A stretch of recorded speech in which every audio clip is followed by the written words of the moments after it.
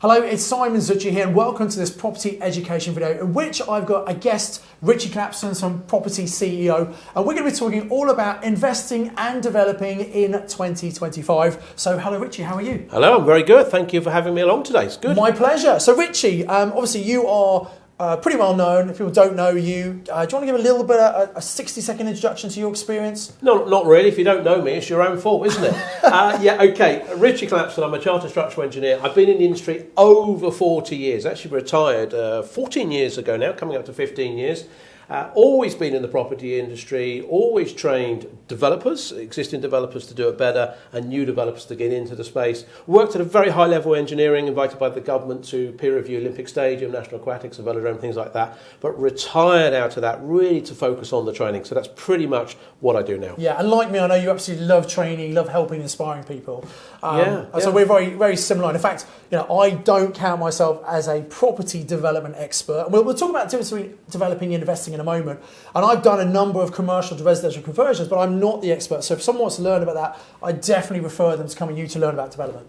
Yeah, no, I think so. I think there's a big difference as that's how we got together, yes, is understanding and talking about that difference. And I think it's also going back to that point you make, that passion. I mean, I retired and a lot of people say, well, why do you still do what you do? Yeah. Well, I've stopped the actual developing because I didn't want to come into conflict of interest with my students. But for me, it's actually training other people, teaching people to go out there and start earning six-figure sums and getting that time, financial freedom is so rewarding when you help people along that. But you're absolutely right. There are two very, very different things, investing and development, but so intrinsically linked that people don't always understand. Yeah, and I think there's probably an argument to say that you should probably do both at some point in your property journey. So shall we just I'll give my definition of an investor, if you want to give your definition of a developer? Please, yeah. So for me, an investor is someone who invests in an asset, usually a sort of an existing asset. It might already be ready to go and it's a turnkey and you're starting to rent it out and you're holding it long term for the rental income and the long term capital growth.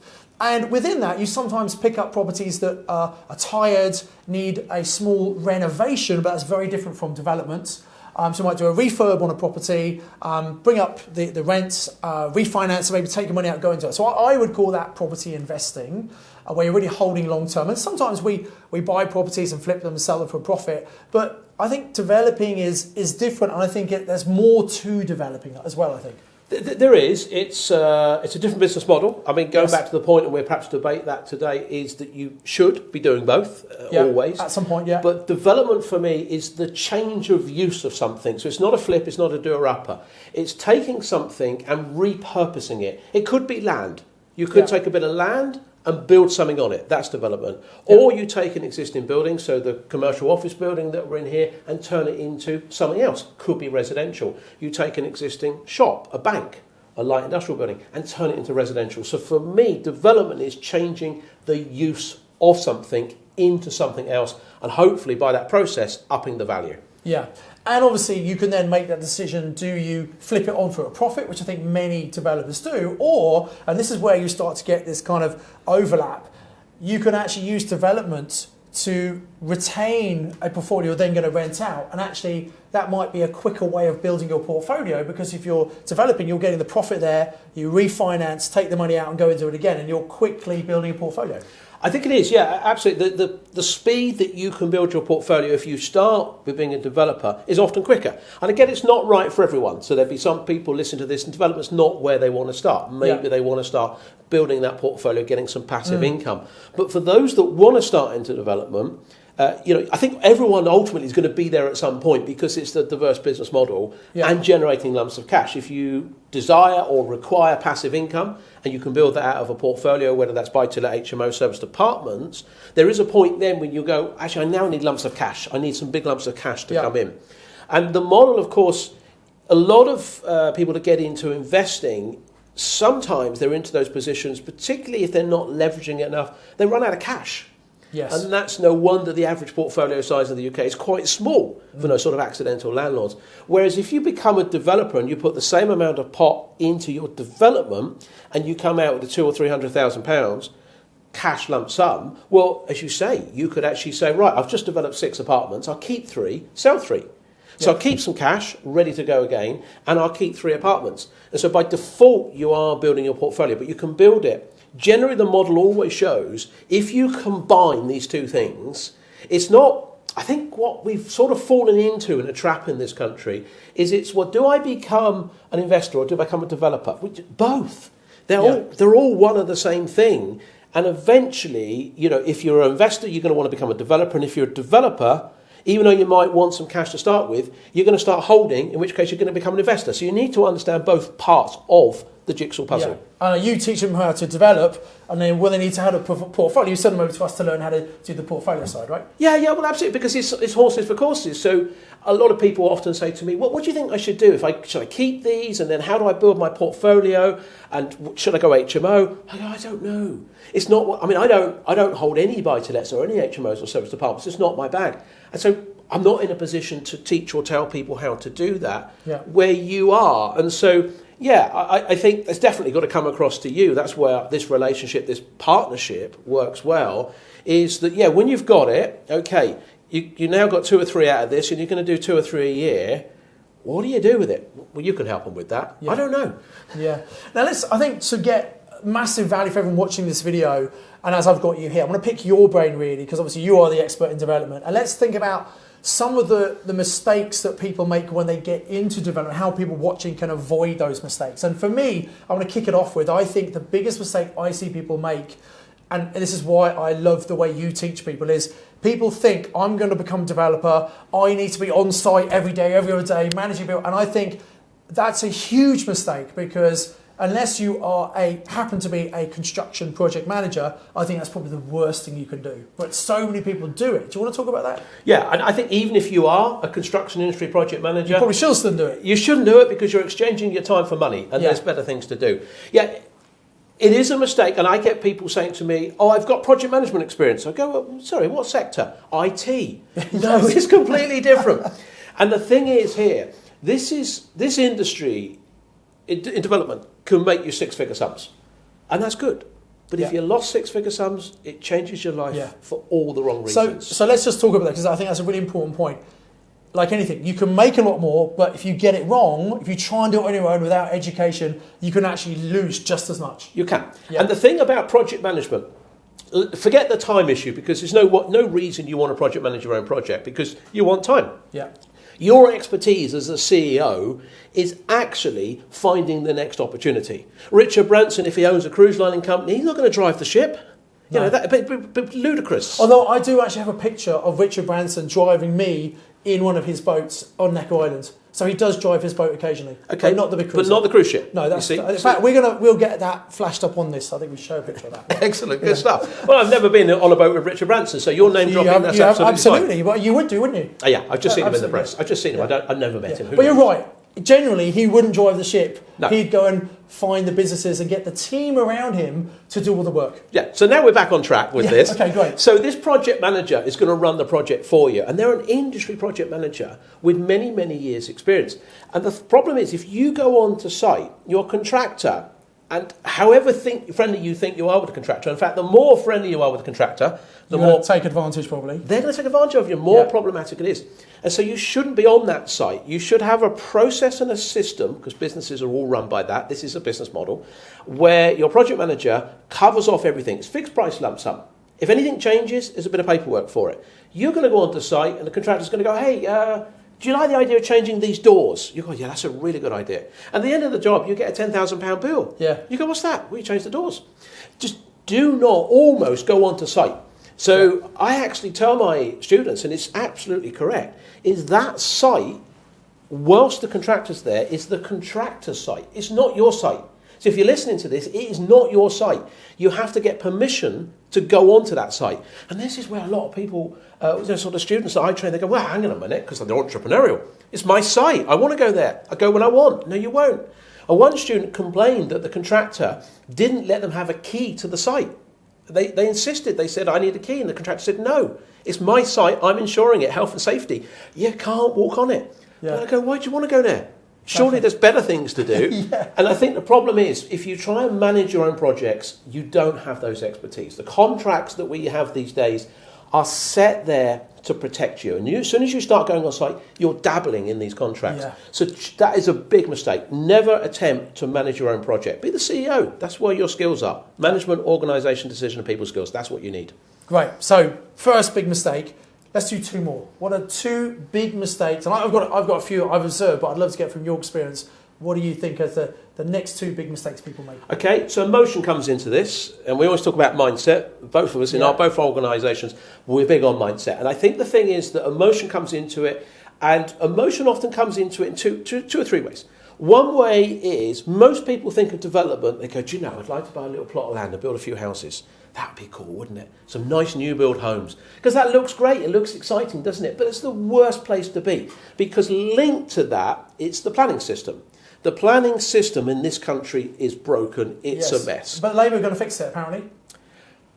Well, that's another video, maybe. We talk about that. I think, I mean, great if they can. 300 new planning officers. It's hardly scratching the surface, isn't it? Well, there's more than that in terms of councils. And I asked someone the other day, I asked an audience, I said, where are these 300 planning officers? And someone shouted out, they're still at school. And they are. That's the problem, they're still at school. Labour talk about grey belt, waste of time, political soundbite, old petrol stations and car parks got petrol interceptors, they're contaminated.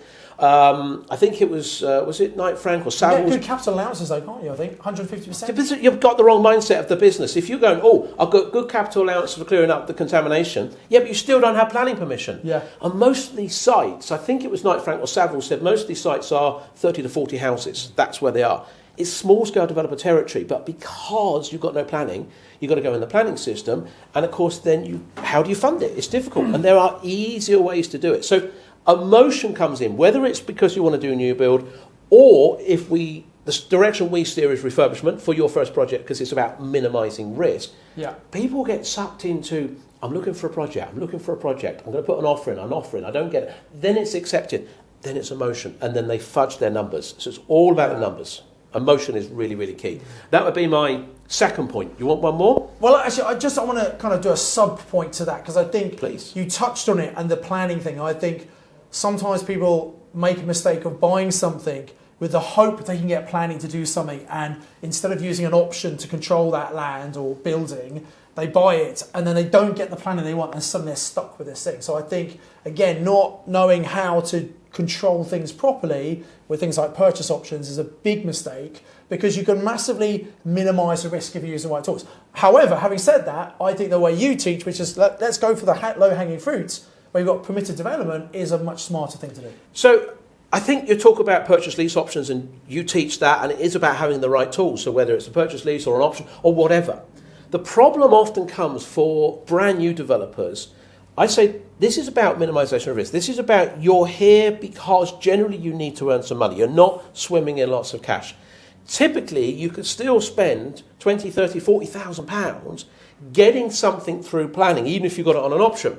So have you got that money to speculate that you are prepared to lose? Because it might not get planning. You might be going for a pill. Or you could be there 1, 2 years later. 4 years I've seen. I was at one of your London PIN meeting events, and there was someone there who said they had a planning scheme in 4 years. So there's another thing here, which is about opportunity cost. And so what I say to people is, what I need you to do is be successful. My job is done when you have a 6-figure sum in your pocket. And then when you've got that, all these other tool bags are open to you. And that's where these two things come together. So people say to me, what about options? I go, go and see Simon, learn that stuff, but use it when you've got money in your pocket. Yeah, because I agree, it's about making money. Yeah. So what's the final, if you have to, a third mistake that people make that we can help people avoid on this video? Okay, I think probably it goes back to that sort of project management thing, and it's about getting too involved or not listening. So generally, you're the same as me. I train entrepreneurs. I have a room full of entrepreneurs. So when I'm looking out in my room and I've got 70 or 80 entrepreneurs, they don't like being told. I don't like being told. You don't like being told. We're entrepreneurs. And so when you tell them to do something, sometimes they think there's a better way, although I've been doing this 40 years. Yeah. And so I often use the analogy. I said, if I taught you to drive and then you went down the road and you drove straight into the back of a lorry, And I said, what happened? Did you not brake? Oh, I didn't use the brake. I didn't think it was important. Well, hang on a minute. You're missing the rest of what I've told you here. So I have a system. I have a system called 8 Pillars. I've developed it over 40 years. It works. And one of the things in that people often go, do you know, I don't think I needed it. It's like the brake. Is I teach someone the non-exec advisor. In fact, again, I was out at one of your events recently and someone came up to me and went, I think the most important thing that you said, they said it was about the non-executive advisor. And they said it's so subtle, but so important about controlling and minimizing risk. And so it's that ability to listen and take on board what someone's telling you that's been there, seen it, and done it, made the mistakes, got the T-shirt. That's the mistake that people make. Other than that, it's a simple process. It's not without hard work, but the process is simple. Follow the process and you can do it. We say the same thing on Mastermind. We have the saying, trust the process, because what we do absolutely works. You just need to do the steps, and it's not easy, but it's very straightforward. It is. You know, and actually I think human nature is people like to overcomplicate things. And I kind of, like you, I think, well, hang on, if you're investing this money to do training with us, shouldn't you be listening to the decades of experience we've got and just try and keep it simple? I think so. I had a student of mine, Andy, and if Andy's watching this, you'll probably know who you are. And he came in just before one of the Christmases, I think in the November session, and he was struggling. He was near the end of his program, and he was really struggling to find deals. And he was a very educated guy, very entrepreneurial. And then he came in January with a real spring in his step. And I went, you all right? He went, yeah. And I can't remember what it was, but I said to him, and he had like 5 or 6 deals or something. I went, what happened? He went, I realised I had a quiet word with myself over the Christmas break. And I went back and I just listened and did everything you told me. I followed the system. I went back and revisited all the jobs that I'd lost. And I won a number of them. And he said, would I be able to stand up in the room, in the Developers Club room in my sessions? I said, yeah, why do you want to do that? He said, because I know there's others like me. And so I said, of course you can. So I gave him just stood up at his table. And he said, I want to say, guys, it was a word beginning with S and ending with T, but he said this stuff, okay? So that's not the word, but you know what I'm talking about. He said, this stuff works. Just follow the process. He said, I've now secured so many jobs because I followed the process. And I know you're all like me. You don't want to follow the process, but he said, if you do, it works. So get over it and get on with it. Yeah. And I think that's a general great tip for anyone watching this video, actually. If you've done some training with anybody, with us or anyone else, as long as they know what they're doing, if you follow their system to the T, listen to what they said, you should be successful. And if not, well, why have you done their training? Because you should have lots of successful students, as we have, right? Yeah. So, Richie, this has been really valuable, I'm sure, and really helped people understand maybe at some point they should definitely be doing development and also investing. We're going to put a link below this video to some live online trades to get to benefit from listening to you and learning a lot more about development. So take that advantage. That's happening quite soon, I think. So I'd click on the link soon. Yes, please. Come and register that live training, Richie. And Richie, I want to thank you so much for sharing. And I think we can do a few more of these sessions on. We'll talk about all sorts of things over the next few months. So thank you for having me. Thanks for joining us. And guys, if you watched the video, if you liked it, please hit the like button. Come and comment below. Do you think you're an investor or are you a developer or are you both? Make sure you subscribe to the YouTube channel and hit the bell icon so whenever a new video comes out, you're notified and you get to listen to talks by people like Richie to get some extra knowledge how to improve your property investing and developing knowledge and experience. As ever, I encourage you to invest with knowledge, invest with skill. Thanks for watching.